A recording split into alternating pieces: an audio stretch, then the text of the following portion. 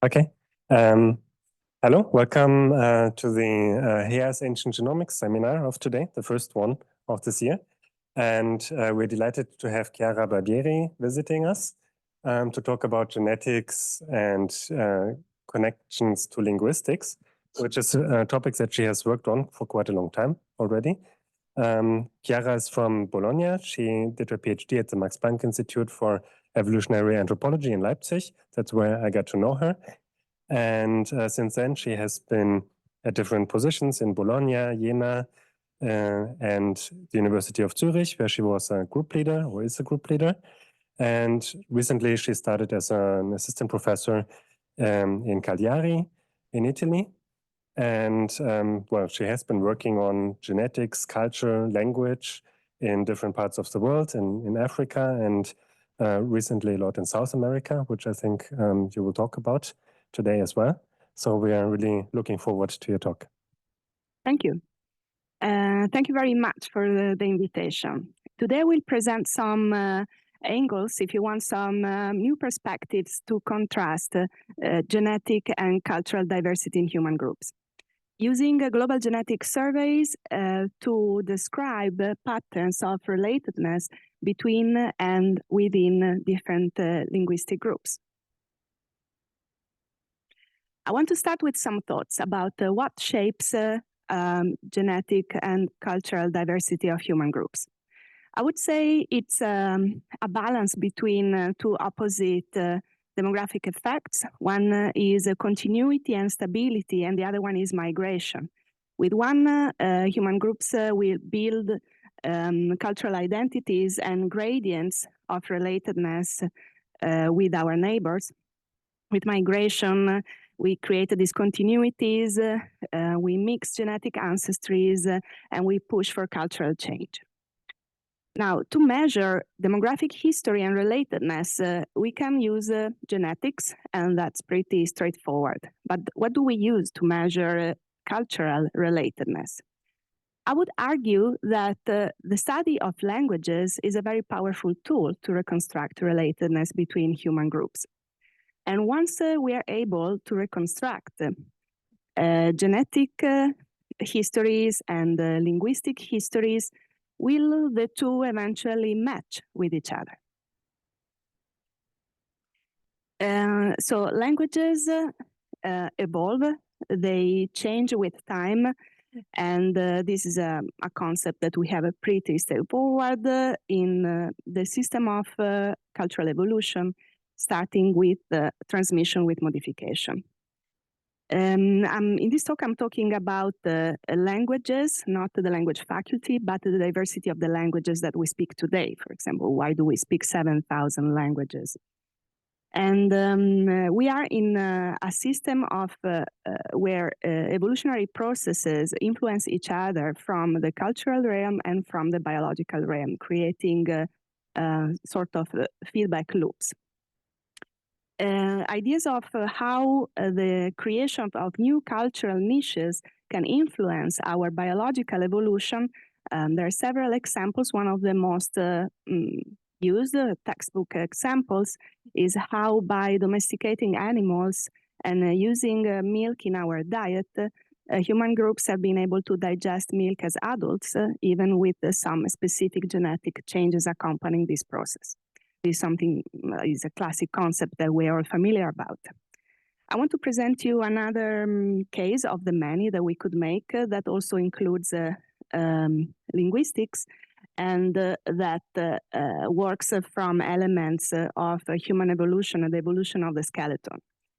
In this study, the authors analyzed the pattern for which in the post-Neolithic societies, the bite, because of the consumption of soft food, soft and processed food, the bite closes with an overbite and overjet. So with the incisive closing, the upper incisive closing in front of the lower incisive.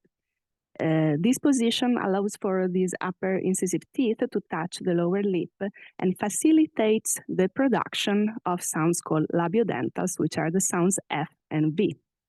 In this study, the authors tracked down the presence of these sounds in different languages of hunter-gatherers and food producers, and they verified that indeed they are more present in the languages of food producers. And then they tracked down the evolution of these sounds, these labiodental sounds, in Indo-European, seeing in the different branches of the language family how the sounds became more frequent in time. So this is an example, again, where we can link the changes in the cranium, in the splanchnum cranium, with the biomechanisms that allow for specific sounds to be easier to be produced. It's interesting to see how we can do these studies and even track evolution of sounds in the language families. And how can we do this? Because languages tend to evolve in a tree-like fashion. And this links to the concept of phylogenetic trees that we used to represent relatedness between languages, but also changes in time. And this is a concept that we use not only in biology, but very much also in linguistics.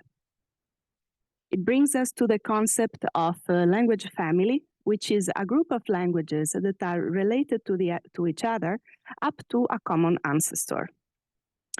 In this depiction, which is possibly the first case of representing a language family with a tree, August Schleicher found out relatedness between the languages of what is now called the Indo-European language family, which includes languages that are mostly spoken in Western Eurasia, India. And the particularity of these three is not only how we represent relatedness, but also the fact that in these internal nodes, we assume the existence of an ancestral state. So an ancestral language that was spoken at some point in time and place, from which other languages are derived up to a proto-language, which is the root of this language family. So Indo-European is a very known, is a very studied language family, is the one most spoken in Europe or Western Eurasia, where we see again the Indo-European language family. Not only, we also see the presence of some languages of the Uralic language family. And we have a language isolate, which is Basque. It's a language that is not related to any other languages, so it doesn't form a language family. And another point characteristic of language families is the fact that we can reconstruct these changes through time because there are regular sound changes that are like rules that are specific to each language family and act as an evolutionary model. Here we see how these words that are the same word for a concept of tooth are related to each other. They're called cognate words. And because of these regular sound changes, we can reconstruct the ancestral form from which they derive. These regular sound changes from the voiced alveolar D to the voiceless alveolar T make the diversity that we see today between san, tooth, dente. So all of these words are cognate. After these, because we know these rules and this pattern, we can see some cases that correspond instead to borrowing. For example, the word for lake in English doesn't belong to the forms that we find typically in the Germanic branch of the Indo-European tree. The word for lake in this ancestral state would be something more close to the word See in German. But the use of lake in English corresponds to a borrowing from the French term. So in this sense, linguists are able to distinguish cognates and borrowing of words and understand that in the language tree, sometimes the tree of single words doesn't fully match. In a similar way from which in genetics, sometimes species tree do not correspond to gene trees. So there was a little introduction about, if you want, linguistic and the concept of language family. And speaking of trees, there was a very interesting intuition from good old Charles Darwin, who first thought that the genealogical classification of human groups would possibly correspond to the linguistic classification of the languages that they speak. And the idea of matching biological trees of the history of human groups with the linguistic trees has been fascinating biologists for quite a long time. Up to the most prominent work of Luigi Luca Cavalli Sforza, who used this concept and applied this concept, building a genetic tree of human population with global diversity and matching it with a linguistic classification. So despite a few exceptions that he noted, he was pretty much excited to show that the two trees mostly correspond.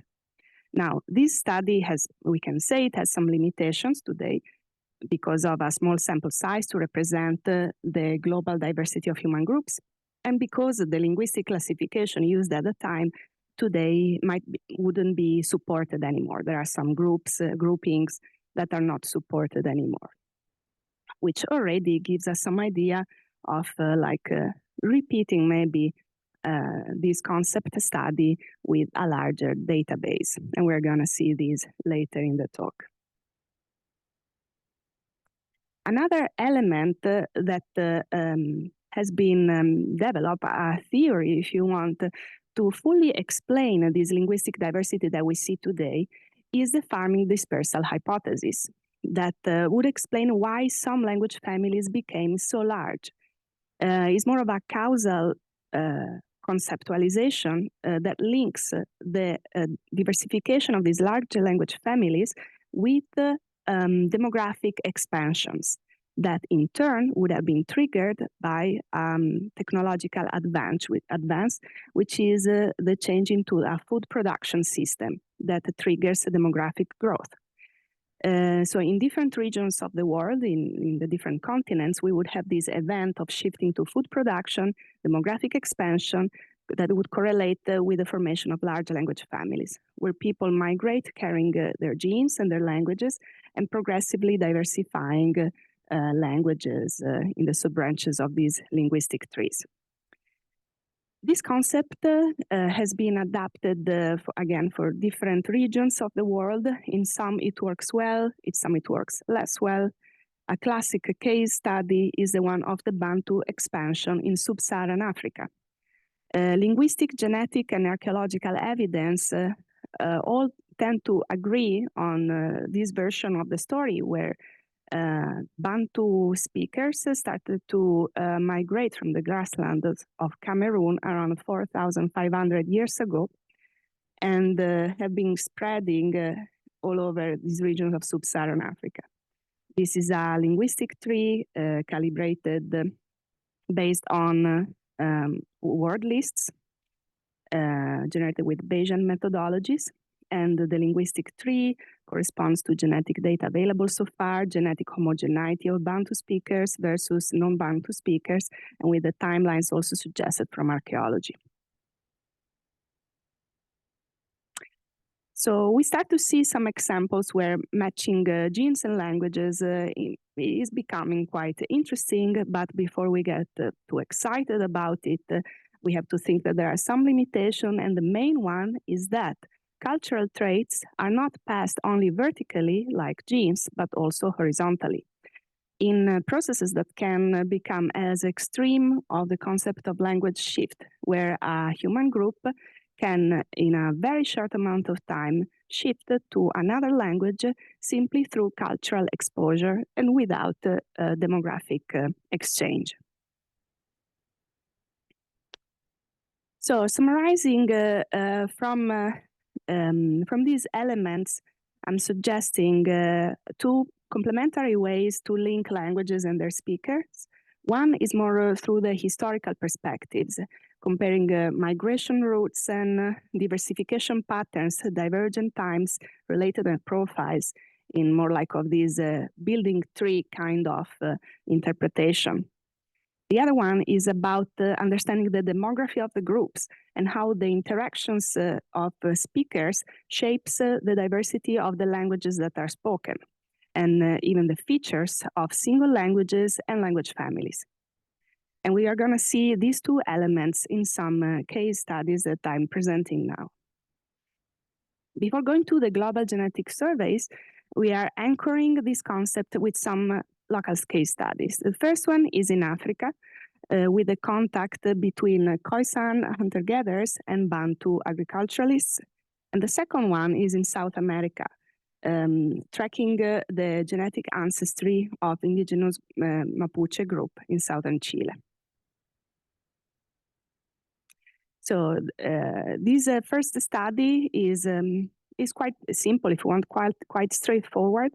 And it works in a region of contact between Bantu speakers that are migrants in the region and that meet local hunter-gatherers' sons that have been living in continuity there since possibly the Pleistocene.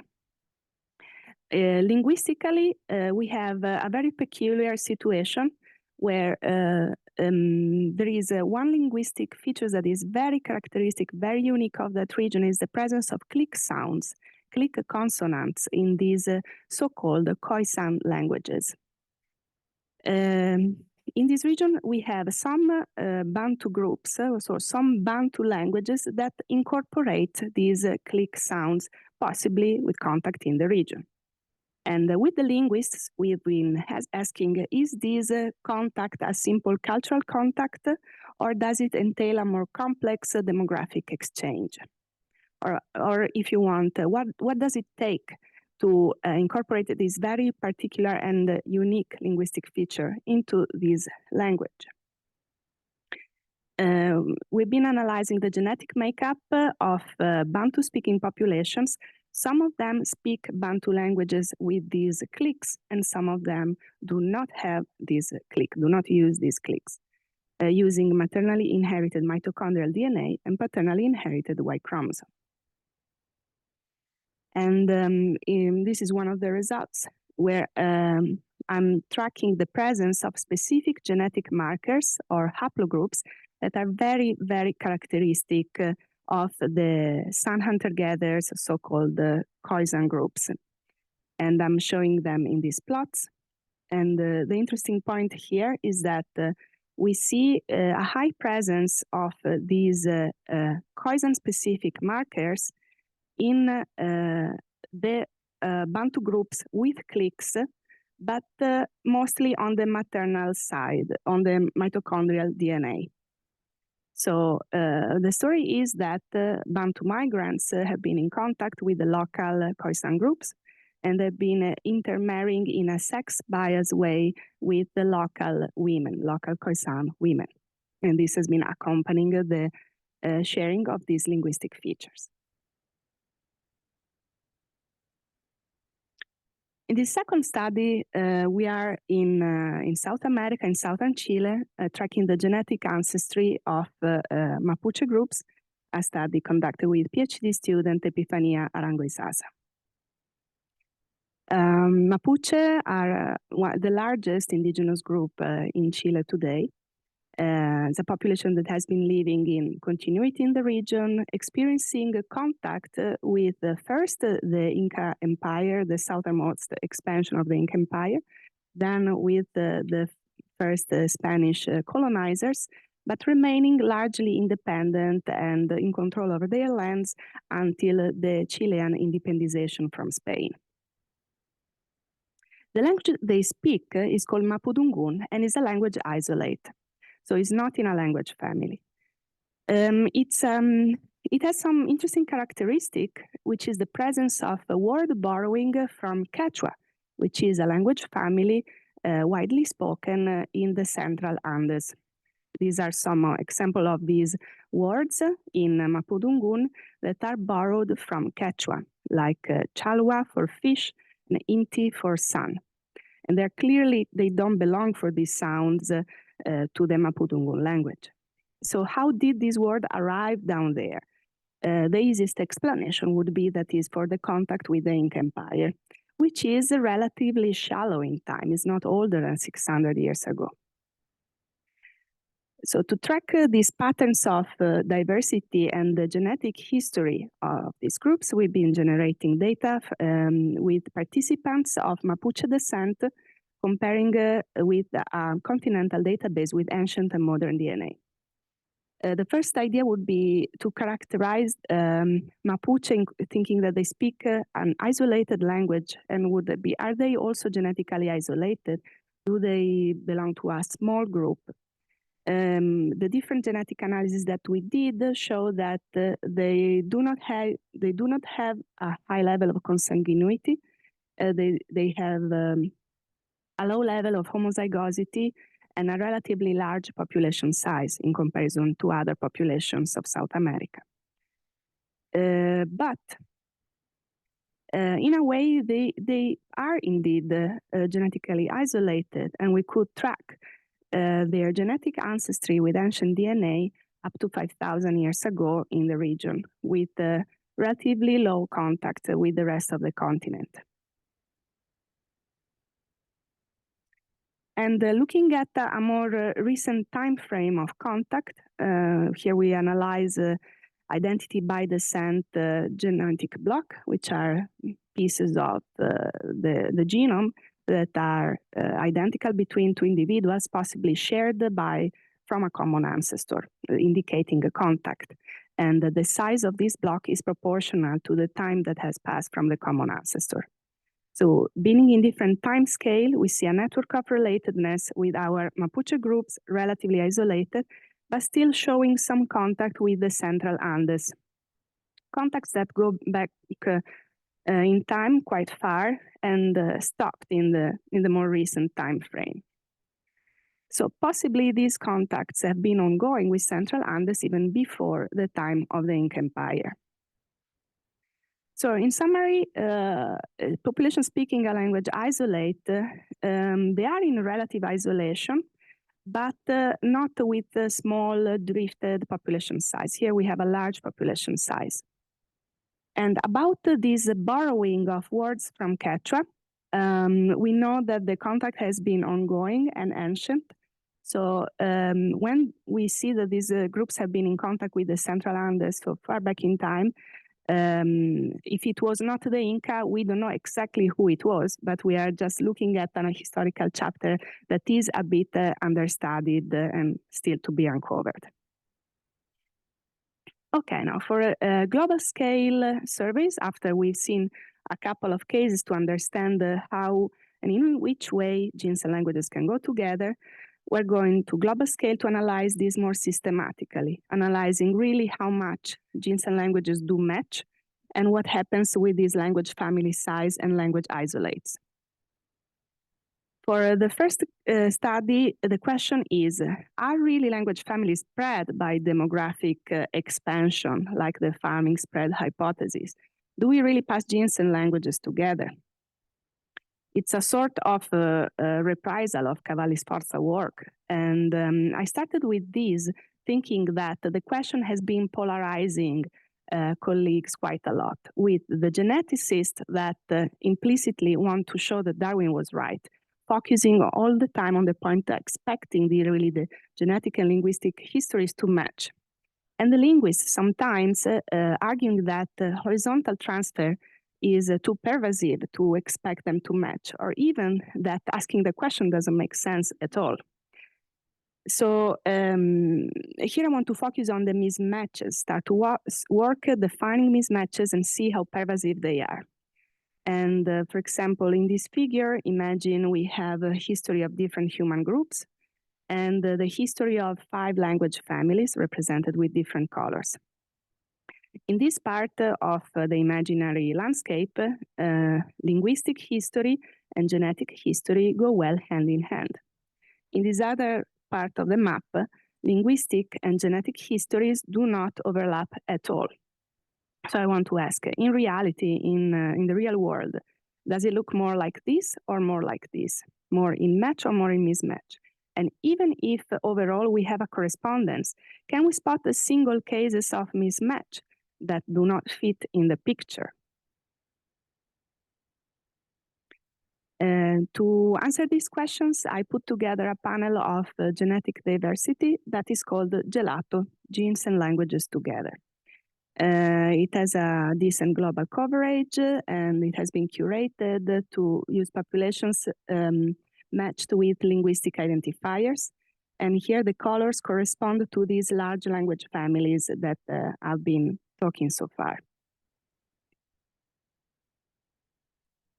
The first challenge is to describe these mismatches. How do we decide that some populations are aligned in their genetic and linguistic relatedness profile or not? Where can we make a difference? In some cases where we have discontinuity, so where we have even using patterns when populations migrate. In this first example, I'm comparing genetic distance and geographic distance and check for each population the relationship with their neighbors, with geographic neighbors. If populations are genetically close to people that are not their neighbors but speak a related language, I would count this as a match. So here in red are the pairs of population contrast with groups that speak languages of the same language family, as we talked about the concept of language family until now. In some cases, I have mismatches when a population is genetically close to their neighbors, but speak a language that is not related to the one of their neighbors. This is the famous case in Europe with the Hungarians. In some cases, I might have migrants that adapt to a local language. So they are genetically similar to the genetic profile far away from the place they migrated from, but they shifted to the local language of their neighbors. And I'm calling these two cases enclaves. In these other examples, I'm comparing the genetic profiles of single population with the genetic distance between speakers of the same language family and speakers of the different language families. In some cases, populations tend to be genetically close to speakers of the same language families, so smaller genetic distance. In some cases, it can be even the other way around. Populations that are genetically close to speakers of different language families. And this is a case of mismatch, or misaligned. So I'm counting a bit this case of matches and mismatches, acknowledging that in some cases I simply cannot tell if there is a preferential for one way or another.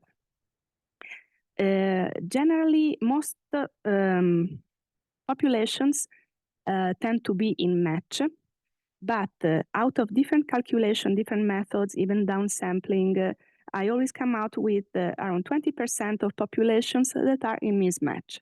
They are present in all the continents and they speak languages of any language family. The second test that I'm doing after checking for these single mismatches is seeing if overall these large language families are genetically cohesive. And here I'm using a concept from ecology, which is the one of isolation by distance, for which genetic distance would correlate with geographic distance, roughly. So in this hypothetical correlation, I'm highlighting the couples, the pairs of populations who speak languages of the same language family that are in red. And if they are below the regression, that means that they tend to have small genetic distance even across large geographic distance. And this is a signal of being genetically cohesive, so a preference for being related to the speakers of your language family. So now that we see how this plot looks like, let's see in the real data if we can spot patterns similar to this one. So here we have these large language families. And in this first row, I'm highlighting language families that do show this pattern of genetically cohesive. Atlantic Congo in Africa, Indo-European, Mongolic Khitan, Sino-Tibetan in Asia, they are genetically cohesive. The speakers tend to be genetically related to each other. There are some other language families for which I cannot really distinguish a pattern. And there are some language families where these red dots are even above the regression line. So there is a tendency for being genetically non-cohesive. Austroasiatic, Turkic, Austronesian, and Uralic. for these language families, I might assume that has been a component of cultural contact to spread the language family independent of the pattern of genetic relatedness. And finally, even if overall, again, language families might be not genetically cohesive, what happens inside the branches of the language family? I'm spotting for some language families a comparison between the language tree and the genetic tree. Again, Cavalli-Sforza type. So language trees here are reconstructed with word lists with computational methods by some other linguists in other publications. And here I'm showing for Indo-European that the language tree and the genetic tree overall matches in many positions of the tree. And I'm comparing also divergence time because these trees are calibrated in time with these linguistic methods. So the divergence times from the language tree, I'm comparing them to the divergence time from my genetic data, extrapolated from my genetic data. And again, I see that there are some interesting overlaps, let's say. But this is the special case of Indo-European, where I also have this overlap in time scale. If I look at other language families, I do not see much overlap in the time scale. So the final suggestion is that if we study only Indo-European, we might tend to think that genes and languages really go together. Again, because Indo-European was also overstudied. But the idea needs to be validated for language families of the different continents before we see some patterns. Okay, so this is the last case study for today, and is the idea of comparing the size of the language families and wondering if language isolates are spoken by genetically isolated populations.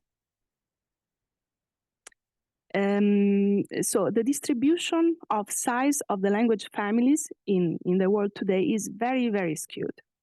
We have basically 10 language families that are huge, that include many languages, from 200 up to more than 1,000 languages, like the Atlantic Congo, Austronesian, Indo-European, Sino-Tibetan. These are the large famous language families that people have been studying with this farming spread hypothesis.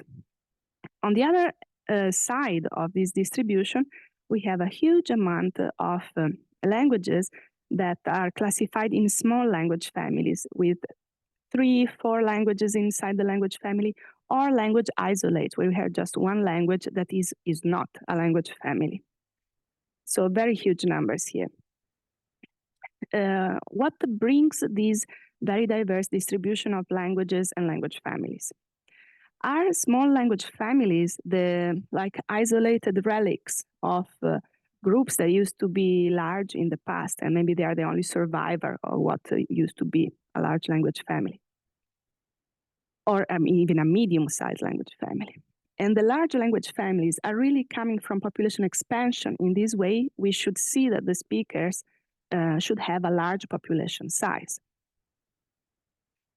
Here's how it looks with the data I have in Gelato, binning the languages that belong to the large language families in blue.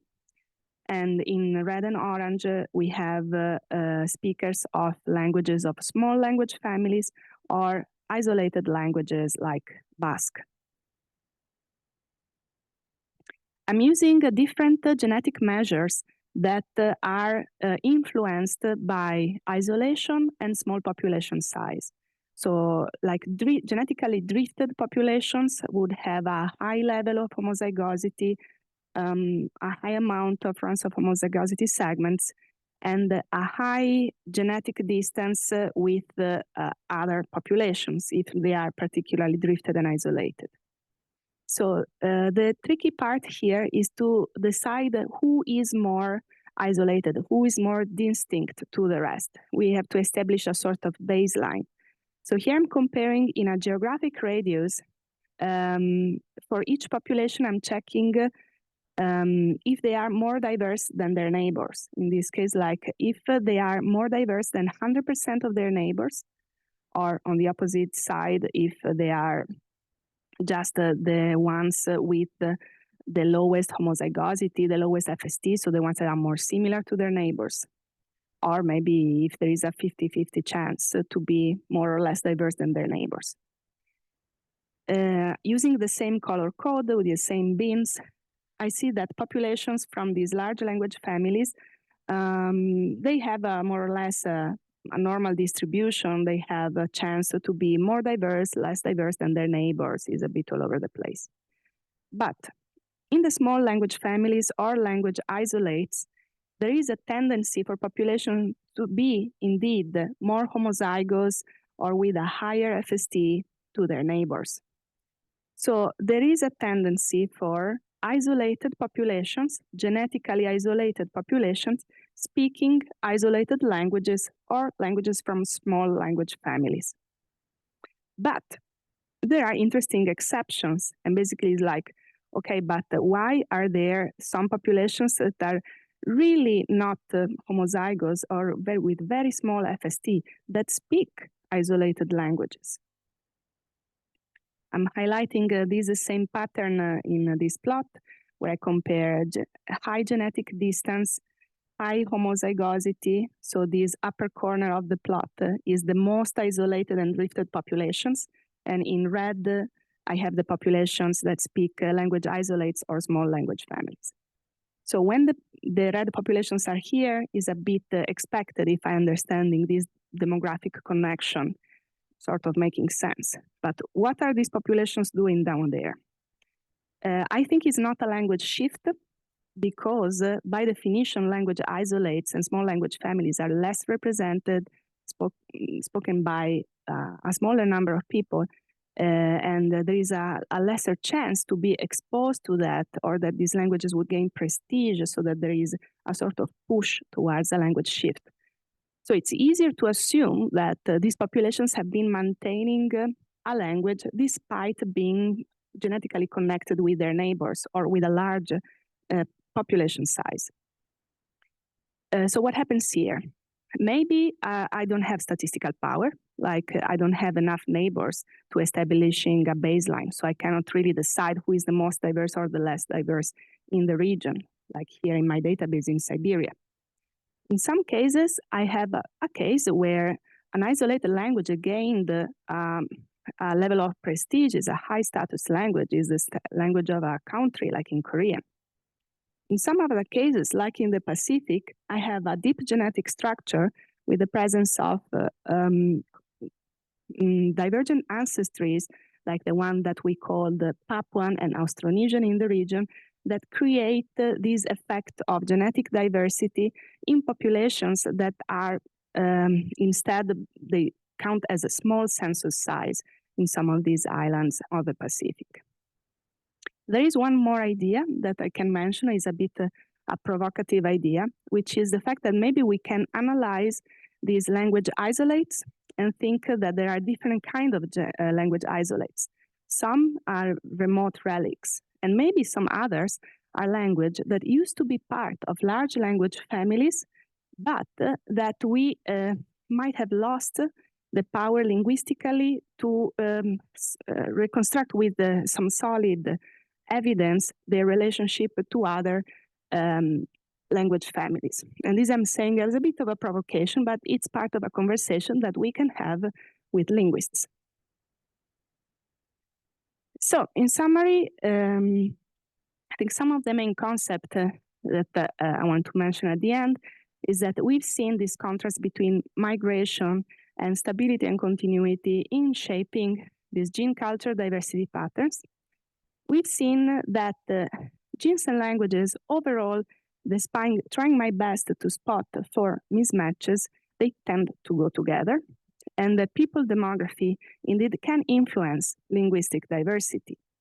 We've seen in these local case studies, tracing down contact with borrowing of words or with the exchange of click sounds between different language families.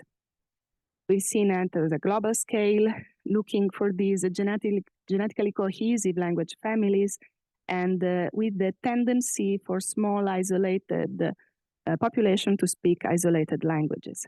But We've also seen a lot of interesting exceptions, and here I'm pointing out not always. The patterns are not always respected. These exceptions are very informative, are telling us some stories that maybe were not enough visible, were not accessible before if we don't look with some different analytical methodologies and this multidisciplinary setting. So yeah, I would argue that overall, I think that with this combination of methods and of disciplines, we are on a good track to understand even better the patterns of cultural transmission in humans. I want to briefly show you some of my main collaborators, and I thank you for your attention, and I'm happy to take questions.